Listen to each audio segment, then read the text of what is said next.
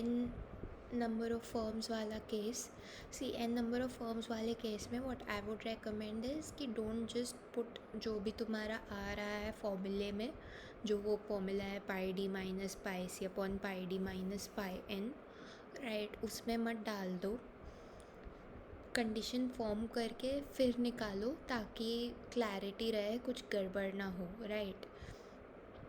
तो सी अगर N firms हैं और तुम कल्यूजन कर रहे हो तो बहुत सिंपल है।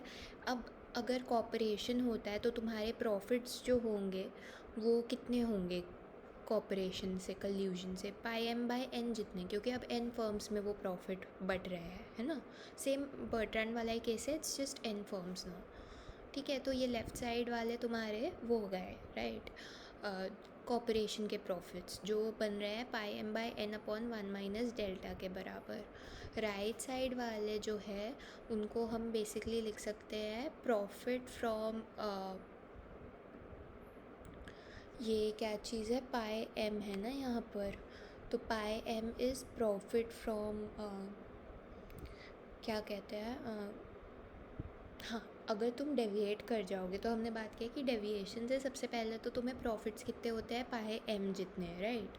तो ये केस एन फर्म्स के केस में भी होल्ड कर रहा है कि बेसिकली अगर सी बाकी जितनी भी N-1 फर्म्स हैं वो सब कॉपरेट कर रही हैं, तुमने डेविएट करने का सोचा, उनको अंडरकट करने का सोचा, अगेन इस केस में पूरा मार्केट तुम्हारे पास आ जाएगा, पाई एम के आसपास तुम्हारे प्रॉफिट्स होंगे, ठीक है।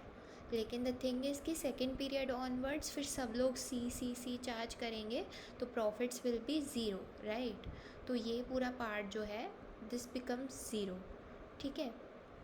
तो we get pi M by N upon 1 - delta greater than और इक्वल टू पाई एम, ठीक है। इसको इफ़ यू सॉल्व तो यू विल गेट कि बेसिकली डेल्टा ग्रेटर देन और इक्वल टू 1 - 1/n, ठीक है।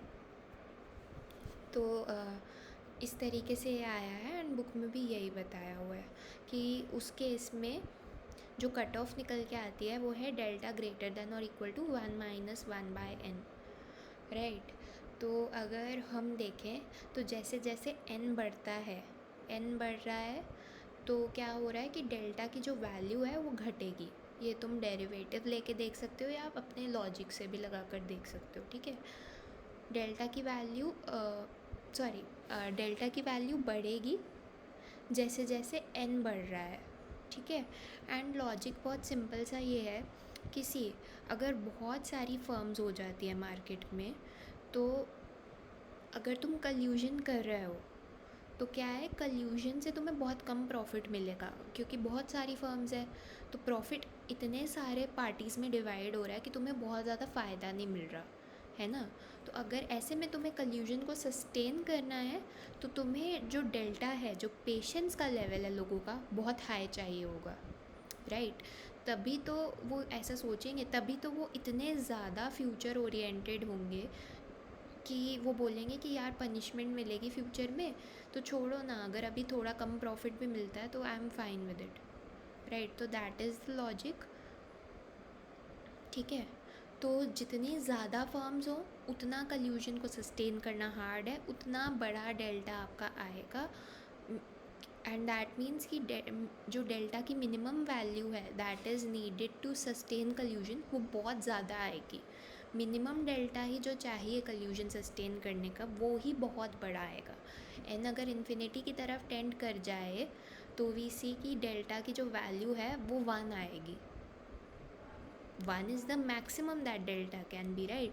तो अगर इनफाइनाइट फर्म्स है तो इन दैट केस अगर तुम्हें चाहिए कि तब भी कल्यूजन सस्टेन हो तो दैट कैन हैपन ओनली जब डेल्टा इज़ इक्वल टू 1, यानी कि एक पर्सन प्रेजेंट को और फ्यूचर को एक बराबर नज़र से देखे, राइट।